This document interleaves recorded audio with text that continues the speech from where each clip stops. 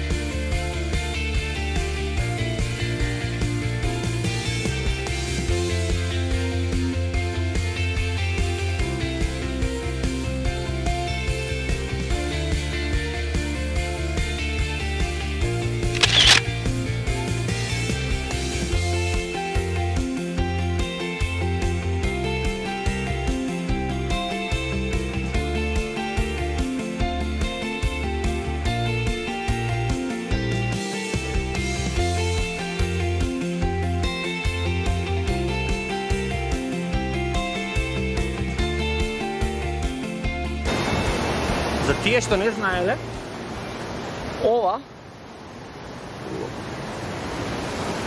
растение се вика мечкин кромит. Корнет труе, али се вели дека од овој кромит се прави најдобрата манџа.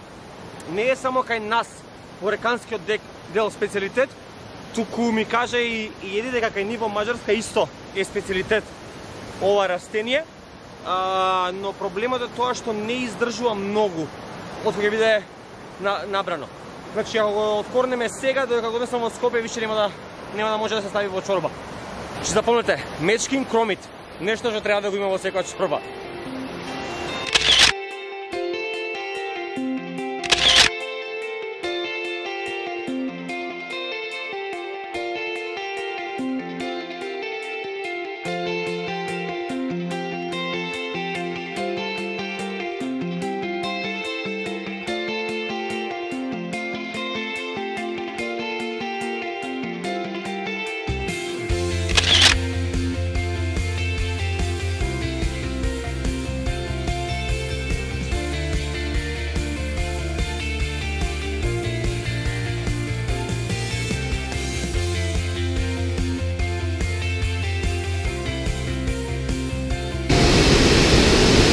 нон-стоп предизвик да го фотографираме во водопадот.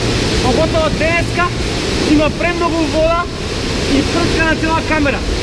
Цело време причам, моментално фотографирам на 0,4 секунди од минута, 22 бленда, на стотка исто. Не може да држам од 2 секунди, зашто многу дува, има многу вода, ја уништува цела фотографија.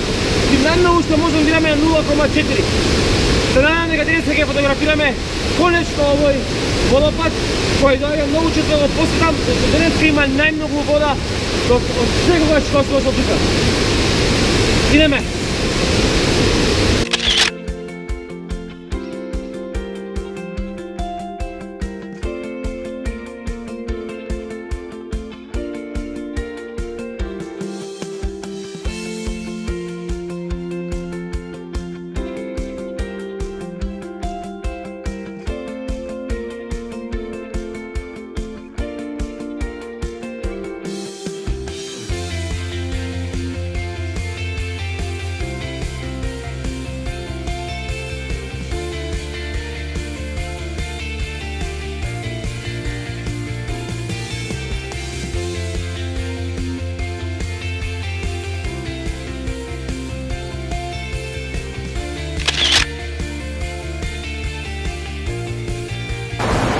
И секогаш во трка со времето. Мислам дека завршиме за денеска. Задоволен сум од фотографиите што ги направив, се надам дека ги видовте и ќе ги ставам на крај на видеото да ги видите уште еднаш. Ги има на мојот Инстаграм, ги има на мојот сајт.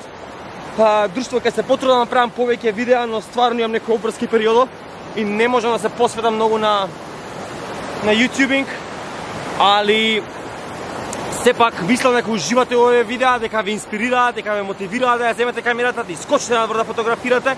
Ако сакате да направам видео каде што критикувам ваши фотографии, слободно пратете ги на мојот мејл кој е доле во description и доколку соберам доволен број на фотографии, ќе направам посебно видео каде што ќе ги критикувам вашите фотографии. Тоа ќе биде позитивна критика, само позитивно во фотографија. Тоа е тоа за денеска. Се гледаме у наредно видео со нешто друго. Peace!